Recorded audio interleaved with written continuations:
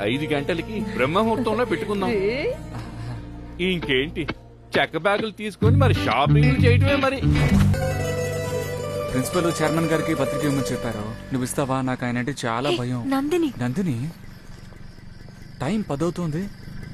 తనేంటి ఈ టైంలో స్కూల్ లోపలికి వెళ్తోంది?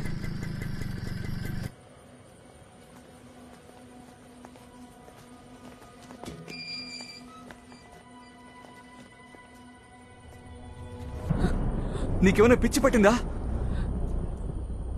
నువ్వేం చేస్తున్నావో తెలిసే చేస్తున్నావా?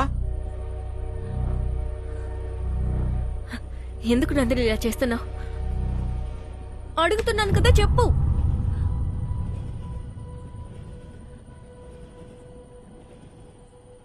థ్యాంక్స్ అన్నయ్య. థ్యాంక్సా? దేనికి? ఆ రోజు మీరే కదా